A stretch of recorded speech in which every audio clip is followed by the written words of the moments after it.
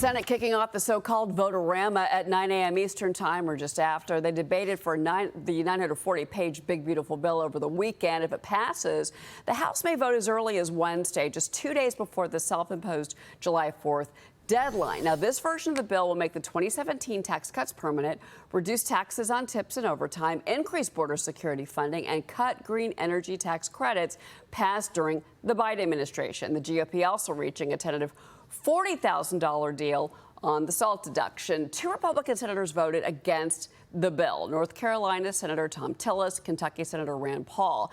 Tillis then announcing he would not be seeking re-election, while the president hailed it as a great news on Truth Social. Joining me now is Iowa Congressman Zach Nunn. He's a member of the House Financial Services Committee. Congressman, your thoughts as the Big Beautiful Bill is likely going to be heading back to you very soon? Well, I think first and foremost, this is the largest tax cut that Americans have ever received. And we've seen it in my state. When you cut taxes, when you let Americans have more money in their pocket, it is the single best way to grow our overall economy. It also makes major investments in energy, things that we are able to produce right here in the United States, including biofuels in my home state of Iowa, extend out through 2031. Another huge win.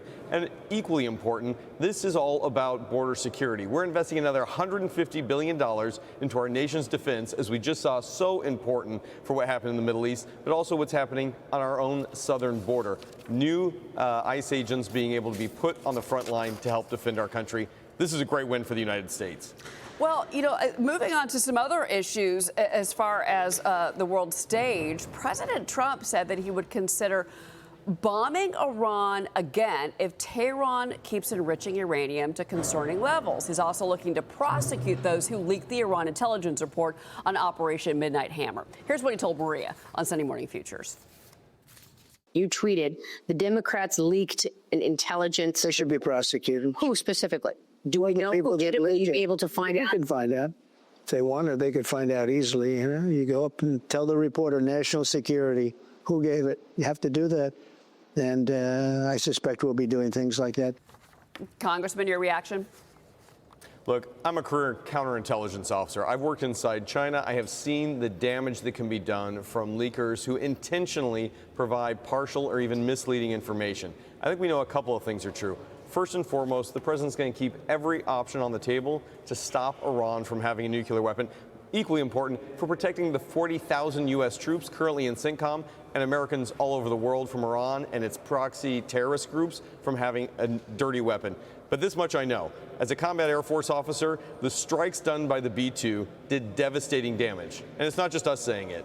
It is the Iranians themselves. It's the UN. It's Israel. It's the overwhelming belief of our entire intelligence community that this was effective in stopping Iran from having a nuclear weapon. Now, going forward, we also need to make sure that we're putting full pressure on Iran. And the president stepped forward the moment after the bombing, came back to the table and said, I want to have a negotiated peace between Iran and Israel, something that for a 12-day war, we've had one of the most successful peaces between Israel and Iran in a long time. I'm leading the maximum sanctions campaign against Iran to hold them accountable, so the president has an entire arsenal to be able to deploy, not just kinetically, but diplomatically, economic sanctions, real leadership that brings Iran back into the fold, and most importantly, helps the Iranian people. Peace through strength. And, President Trump, told Maria, look, I mean, this isn't against the Iranian people. This is about the leadership. And if there's a way to have a peaceful region, he'd be open to that. That's how you get things done. I want to move on to the other big story that we have had playing out over the last week or so. New York City mayoral candidate Zoran Mamdani doubling down on his plan to jack up property taxes on, quote, richer and whiter neighborhoods. That he also said on Meet the Press yesterday morning that billionaires should not exist, congressmen. He actually, President Trump reacted to this when he spoke with Maria, and she asked him about the whole story that's played out with the New York City race. Listen to this.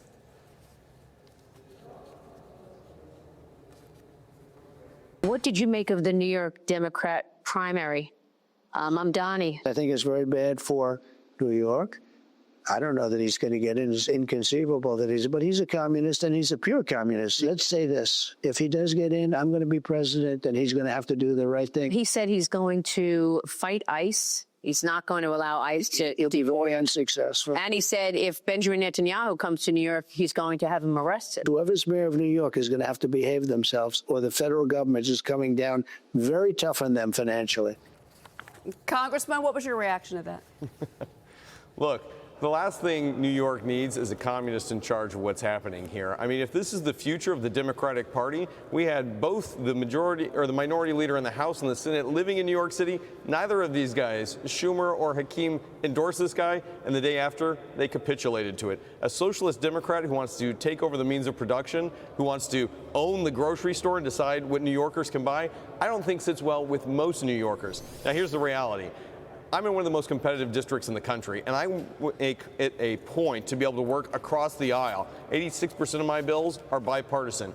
This is the future that we want. We want to be able to actually get things done that are pragmatic, have a free market economy that works. It's why we're passing President Trump's bill. It's why we're giving more money back to the taxpayer. Look, Americans know how best to live. Let's trust Americans, and let's not hand it over to a government that thinks they know better and wants to control every facet of our life, from where we can live, where we can work, how we work, and then who ultimately gets the returns for the hard work of those Americans that are out there. I'm fastly committed to making sure that we have more choices in this and leading by example on bipartisan leadership, but also ones that actually make American lives better, not take rights away from them. Well, you know, I have to run, but I will say that, you know, this has kind of spurred this national debate about whether the progressives and the socialists have really completely hijacked and taken over the Democratic Party. What happened here in New York might be kind of a sign of more to come. Congressman Zach Nunn, it's great to see you, Congressman. Thank you. All right.